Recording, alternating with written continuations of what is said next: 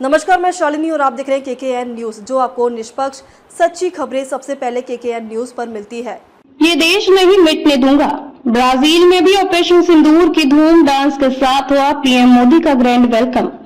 दुनिया के सबसे बड़े लोकतंत्र का नेता जब किसी देश में कदम रखता है तो उसका स्वागत सिर्फ राजनयिक परंपरा तक सीमित नहीं रहता, वो दिलों की धड़कनों में गूंजता है। प्रधानमंत्री नरेंद्र मोदी अपनी विदेश यात्रा के चौथे चरण में जब ब्राजील पहुंचे तो वहां का नजारा कुछ और ही था।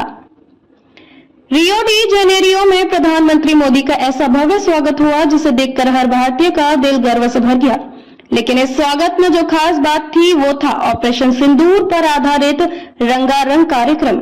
ये देश नहीं मिटने दूंगा जैसे यह गीत बजा मंच पर पारंपरिक वेशभूषा में सजे कलाकारों ने ऐसा नृत्य प्रस्तुत किया जिसने सिर्फ संस्कृति नहीं बल्कि भावनाओं का भी संगम दिखाया। ये सिर्फ एक डांस नहीं था, ये एक संदेश था भारत की एकता, संप्रभुता और अस्मिता का। प्रधानमंत्री मोदी इस दौरान न सिर्फ इस सांस्कृतिक आयोजन में शामिल हुए बल्कि उन्होंने सभी प्रवासी भारतीयों से मुलाकात कर भारत के साथ उनके संबंधों को और प्रगाढ़ किया। ब्राजील दौरे का अहम मकसद है 17वां ब्रिक्स शिखर सम्मेलन जो 6 और 7 जुलाई को रियो में हो रहा है। इस शिखर सम्मेलन में भारत के अलावा ब्राजील, रूस, चीन और दक्षिण अफ्रीका के राष्ट्राध्यक्ष हिस्सा ले रहे हैं। पीएम मोदी इस मंच पर क्या मुद्दे उठाएंगे, इस पर पूरी दुनिया की निगाह है। माना जा रहा है कि भारत की ओर से आर्टिफिशियल इंटेलिजेंस, वैश्विक सुरक्षा, जलवायु परिवर्तन, हेल्थ सेक्टर में सहयोग और अंतर्राष्ट्रीय फाइनेंस सिस्टम में सुधार जैसे बड़े विषयों पर बात की जाएगी। इसके अलावा ब्रिक्स सम्मेलन के इतर पीएम मोदी के अन्य देशों के नेताओं से द्विपक्षीय मुलाकातें भी संभावित हैं। चीन और रूस जैसे देशों से वैश्विक व्यापार और क्षेत्रीय स्थिरता पर चर्चा की संभावना है। ब्राजील के इस दौरे में सांस्कृतिक जुड़ाव और कूटनीतिक संवाद दोनों का अद्भुत संगम देखने को मिला है।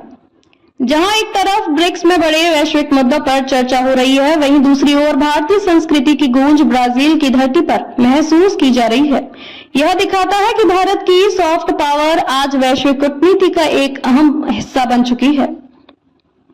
ब्राजील दौरे के बाद प्रधानमंत्री मोदी 9 जुलाई को अफ्रीकी देश नामीबिया की ओर रवाना होंगे, जहां वे नामीबिया की संसद को संबोधित करेंगे। इससे पहले वे घाना, त्रिनिदाद एंड टोबैगो और अर्जेंटीना का सफल दौरा कर चुके हैं। 8 दिन में 5 देशों की यात्रा के इस सिलसिले में मोदी न सिर्फ भारत की विदेश नीति को मजबूत कर रहे हैं बल्कि भारतीयों के दिलों को भी जोड़ते चल रहे हैं। दुनिया के हर कोने में जब कोई एक गीत विदेशी धरती पर गूंजता है और वहां के लोग उस पर थिरकते हैं तो वो सिर्फ एक प्रस्तुति नहीं होती, वो भारत की आत्मा होती है जो सीमा पार जाकर भी दुनिया को जोड़ती है। ताज़ा खबरों के लिए केकेएन न्यूज पेज को फॉलो करें और लाइक करें और सब्सक्राइब करें। बेल आइकन दबाना ना भूलें। अगर आप हमें फेसबुक, ट्विटर, इंस्टा के माध्यम से देख रहे हैं तो फॉलो, कमेंट करना ना भूलें।